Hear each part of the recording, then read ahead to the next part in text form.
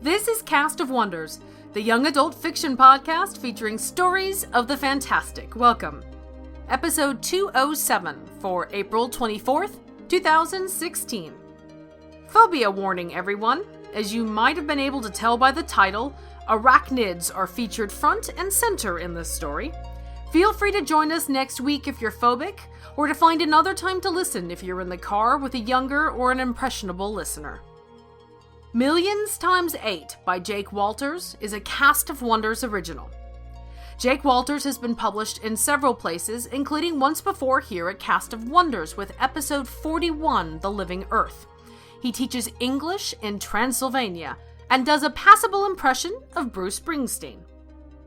The story is narrated by the host of the Overcast podcast, Jason Arquin.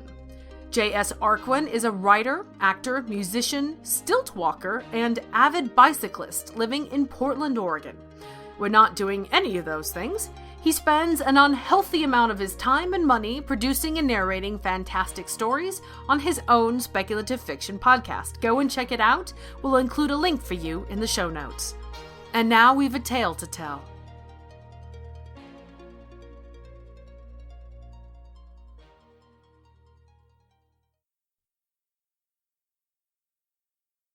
Million Times 8 by Jake Walters. Read by J.S. Arquin. Mick looked at the letter to his parents sitting on the kitchen table. It was from the school. Outside, he heard the sounds of children laughing and a ball bouncing on the street pavement. It was late August, and in just a week, their summer freedom was going to be erased. Mick was starting 7th grade. The letter had been opened and was sitting unfolded beside a pile of crumbs, likely left by his older brother Chaz before he ran outside to meet up with his own high school friends. There was nothing unusual about receiving a letter from the school at this time in the summer. A welcome back. Hope everything is okay and that your summer treated you well and you had a chance to rest before the big year coming up kind of statement from the superintendent. So Mick read it, and that was what it was, in the dullest, most boring language imaginable. Except for the very last paragraph, which read, "We are looking forward to working with our students this year, and we have some big surprises in store for all of them and all of you. We appreciate your trust in Linwood Schools."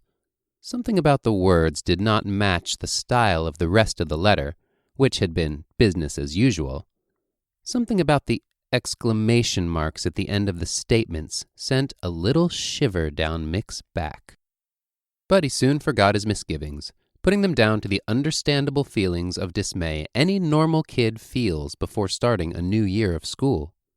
He quickly ate a banana and ran outside to join his friends. Mick did not have many. He had spent his educational career to that point sullenly silent through classes, afraid to speak up. It was after watching his father storm out of the house, promising to never come back, that he decided this year would be different. This year, he was going to stand up to the bullies and the world that had so unfairly treated him. He had not yet told anyone of his plans for the year, not even Tommy and Glenn, two nerds like himself. The three of them made up the Mouse Pack, their collective nickname at school. Today, Mick found them where he always found them on summer days, at the library. They saw him coming, 5 minutes late because of the letter, and they waved him over. They were engaged in an intense game of chess. Glenn was playing black because he always played black, and Glenn was also winning because he always won. Mick had drawn stalemate against him once, and Glenn had treated him differently for a week after that, avoiding him and looking at him funny, like Mick had quaffed some special smarty pants juice before playing against him. Mick had thought to ask them about the letter because, with all their minds working on it, surely they would come to an answer about what it could mean. But Tommy was setting up a Stonewall attack on the board, and Mick wanted to see how Glenn would defend against it. He watched for a few minutes, but Glenn made all his moves with the robotic certainty of a computer. Tommy's moves, on the other hand, came slower and slower, until it was clear that Glenn had achieved the advantage. Mick had often teased Glenn about being a robot, and that was his nickname at chess club after school on Tuesdays, the Bot. When checkmate was declared, quietly because they were, After all, in a library. Glenn leaned back without much satisfaction. "Nice try," he said to Tommy. Tommy nodded, then turned to Mick. "You want to play one?" he asked. "Okay," Mick said, smiling. He had already forgotten about the letter. That was a shame, because if he had remembered, perhaps they could have changed something, and the horrible nightmare that awaited them might have been prevented. The first day of school was dark. Storm clouds sat on the western horizon, and thunder rolled in from a distance, low and rumbling. Mick waited at the bus stop with 3 other kids, none of whom were his friends. They were in different grades, ranging from 3rd to 9th. Mick's brother Chaz had gotten a ride to school with a friend. The other kids chattered amongst themselves, and Mick largely ignored them. He was neither the oldest nor the youngest child there, and he kept his face stony as he waited for the big yellow limousine to pick them up and shuttle them to school. The bus chugged toward them from a few streets down. Mick watched as the driver shifted through sticky gears. The bus shuddered as it approached. It was impossible to see inside because the windows were tinted. The headlights looked like 2 all-seeing eyes, the front bumper like a stern mouth, ready to bite. The brakes squealed as the bus came to a stop at the children. The door folded open. One of the 3rd grade students was the first to get on. She placed her hand on the railing and took a step. Mick watched her from behind. When she raised her face toward the driver, she began to scream. The sound fried Mick's guts. He knew some kids hated the first day of school, but this was a bit much. Mick heard a sinister whining issuing from the bus, like a walkie-talkie searching for a signal. Then he heard the principal's voice as he said, "Come on, Eileen. It's okay. This is something new we're trying." But Eileen just continued screaming. The principal took her hand and dragged her onto the bus. None of the other children followed her. The principal came down the stairs and addressed them all. "You are all getting on this bus right now. There will be nobody who refuses." All the children's faces were white with fear, but Mick had not been able to get close enough to see why just yet. Children began filing slowly onto the bus, stammering and stuttering and whelping and sobbing. And then, only then, did Mick see what the commotion was about. A giant spider was driving the bus. It had tremendous jaws which pinched open and shut continuously, as if it was smelling the air this way. One hairy arm of its 8 rested on the gear shift, 3 on the steering wheel, 3 on the pedals below, and 1 simply jutted out toward the door, probably to slap at unruly children. Mick stared up at it, frozen in place. It was a nightmare, he told himself. It was not real, but it was. Little hairs sprouted from its red, idiot eyes. It made a clicking noise as it waited for Mick to climb the stairs. Zombie-like, he climbed them. He edged his way by the spider, afraid to come too close. It smelled like earth and mold. The children already on the bus were all staring intently ahead, their faces pale with fear. Nobody spoke. The principal said, "We had to make a change, Mick. Too many fights on the school bus. Too much swearing. Too many people throwing spitballs. Our new drivers don't put up with that sort of stuff." Mick did not respond. He found an empty seat a few seats behind the driver. All the seats in the back of the bus had already filled up. Mick understood why. As soon as Mick was seated, one of the hairy spider arms jammed the transmission into gear, and the bus jolted into movement. "Easy now," the principal said, putting his hand on one of its what? Its shoulders? The spider did not respond. Mick wondered if it was capable of language. "Okay," the principal crooned to the arachnid. "Right here," he said, pointing out the next stop through the window. The same thing repeated. Children's screams, children refusing to enter the bus. Then, finally coming up the stairs as if at gunpoint. The spider paid them little attention. There were 2 more stops. Mick remembered them from last year. At the last stop, the principal said, "Good job. I'm going to give you a bonus for today." And Mick watched as the principal dug deeply into his suit pocket and pulled out a handful of dead flies. "Here you are," he said, holding his hand to the spider's mouth. The jaws worked. Mick heard a disgusting crunching sound, like a slob eating a handful of peanuts with his mouth open. Then one of the hairy arms pushed the principal out the open bus door. The door slammed closed. The principal rushed up to it and pounded on it. It flexed inward as the principal beat on it, but it did not open. The spider started driving the bus again. Now the kids were screaming. Some were asking, "Where are you taking us? What are you doing?" In response, the spider let out a shrill cry that Mick thought might shatter the glass. All the kids shut up. The only sound became the rumbling of the bus and one child's quiet sobs coming from somewhere behind Mick. With a bit of disgusted horror, Mick realized the spider was not breathing, and he tried to remember how arachnid respiration worked. But he couldn't. They drove past the school. Mick watched it through the window, and it was the first time in his life he wanted so desperately to go there. Mick glanced behind him and saw the same look on all the children's faces. Longing for the familiar, for safety.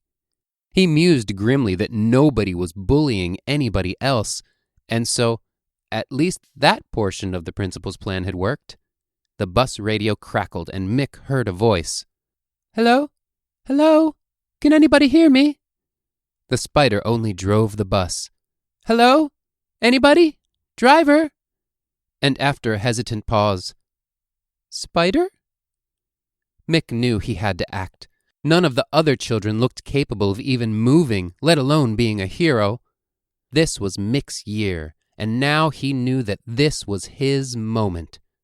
Mick crouched down and began walking up the aisle between the seats, hoping the spider would not see him and hoping that all the other kids on the bus would see him. "Hello? Do you read me? Copy? Spider!" As Mick approached, he looked through the windshield. They had driven to a deserted road only a few minutes outside the city. There was no other traffic, no houses, only trees and the side of the road, what looked like an abandoned set of railway tracks, grown over with tall weeds. It was what was at the end of the road that made Mick stop his progress for a moment. A giant silver web, the size of their school. A spider web. "Oh my God," Mick whispered. He continued climbing toward the radio.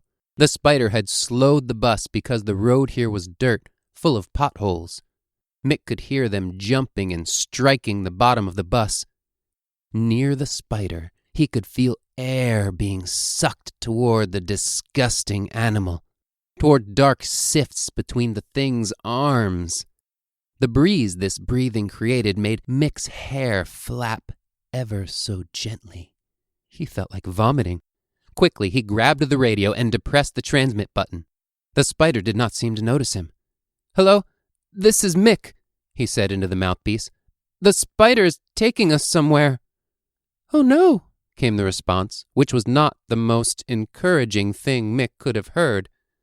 "It looks like a huge web," Mick finished. The voice that came back was quieter. "Look beneath the driver's seat," it said. "There's an orange box. Open it. Use it." Mick did not bother saying anything more.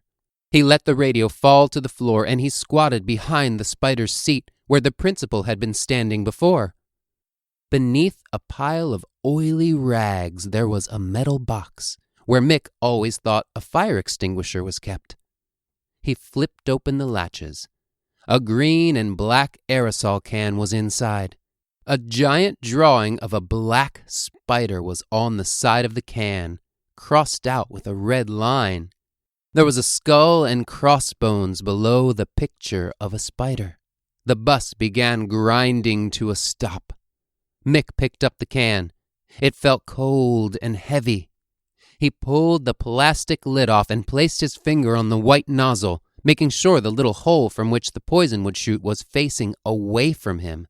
If this stuff could kill that thing, he reasoned, he did not even want to think about what it might do to him. The bus stopped. Nobody spoke or moved for a moment. Then Mick jumped up, screaming, and began spraying. The spider, still ridiculously buckled into its seat, and all Mick could think were the two words, safety first, safety first, safety first, over and over in his head. Started thrashing and screaming too.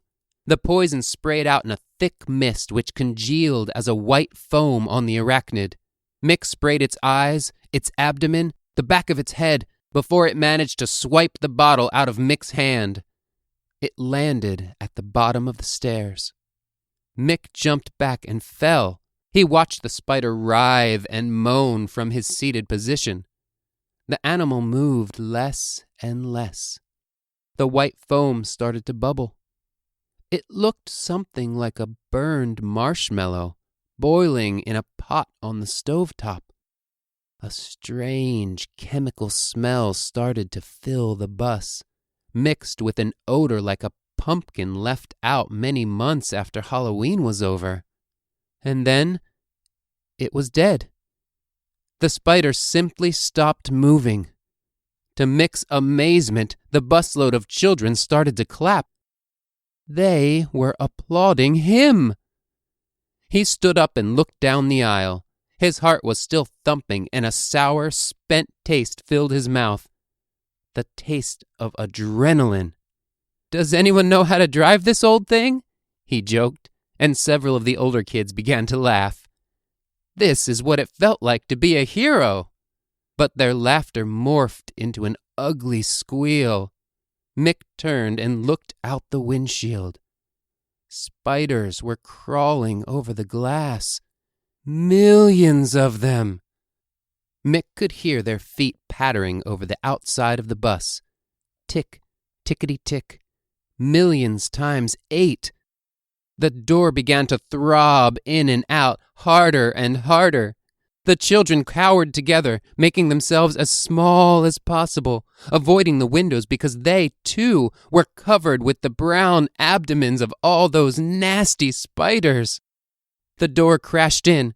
The spiders fell in as a giant wave brought out of some dark hole which must have led directly to hell.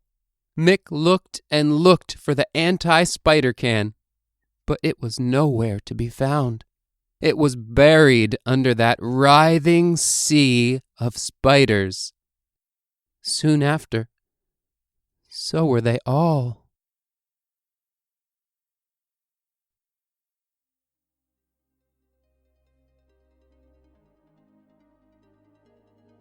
Jake told us that a student in his 3rd grade class, Luca, wrote him a story about a futuristic city in which no one wanted to drive a bus anymore, so the mayor hired spiders to do it.